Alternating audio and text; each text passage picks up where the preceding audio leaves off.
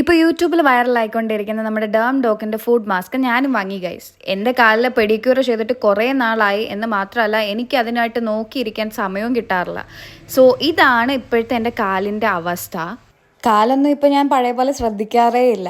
അപ്പോൾ ഇത് ചെയ്യാനായിട്ട് ആദ്യം വേണ്ടത് നമ്മുടെ കാല് ചൂടുവെള്ളത്തിൽ നന്നായിട്ട് കഴുകി എടുത്തിട്ട് വരണം. അതുപോലെ കാലിലെ നെയിൽ പോളിഷൊക്കെ റിമൂവ് ചെയ്തെടുക്കുകയും വേണം. ഇത് നമ്മൾ ഓപ്പൺ ചെയ്ത് നോക്കുമ്പോൾ 2 സോക്സ് കാണാൻ പറ്റും. അങ്ങനെ ഓരോന്നും നമ്മൾ ഓരോ കാലിലോട്ട് വെയർ ചെയ്യുക. അതിൻ്റെ കൂടെ ഒരു സ്റ്റിക്കർ ഉണ്ട് കേട്ടോ. പക്ഷേ എനിക്ക് ആ സ്റ്റിക്കർ അത്ര വലിയ വർക്കായില്ല. ഞാൻ പിന്നെ സെലോ ടൈപ്പൊക്കെ വെച്ച് ഒട്ടിച്ചിട്ടാണ് വെച്ചിരുന്നത്. ഇത് വെച്ചിട്ട് നമ്മളൊരു 2 hours വെയിറ്റ് ചെയ്യണം. 2 hours വെയിറ്റ് ചെയ്ത് കഴിയുമ്പോഴാണ് നമുക്ക് പിന്നെ കാല് വാഷ് ചെയ്യാൻ പറ്റുള്ളൂ. അത് കഴിഞ്ഞൊരു 3 days കഴിയുമ്പോൾ നമ്മുടെ കാലിൽ ഇതേപോലെ പീലായി വരാൻ തുടങ്ങും. ഇത് നമ്മൾ സ്ട്രെസ്സ് കൊടുത്ത് പീൽ ചെയ്യരുതെന്നാണ് പറയുന്നത്. പക്ഷെ നമുക്കിത് കാണുമ്പോൾ ചുമ്മാ ഇങ്ങനെ ഇളക്കി കൊടുക്കാൻ തോന്നും. നിങ്ങൾക്കിത് നോക്കിക്കഴിഞ്ഞാൽ കാണാൻ പറ്റും രണ്ടിൻ്റെയും കളർ ഡിഫറൻസ്. ഒരു 10 ദിവസം എടുത്തു എൻ്റെ കാലിൽ ഇതുപോലെ സ്കിന്നെല്ലാം പീലായി നല്ല സോഫ്റ്റായി വരാനായിട്ട്.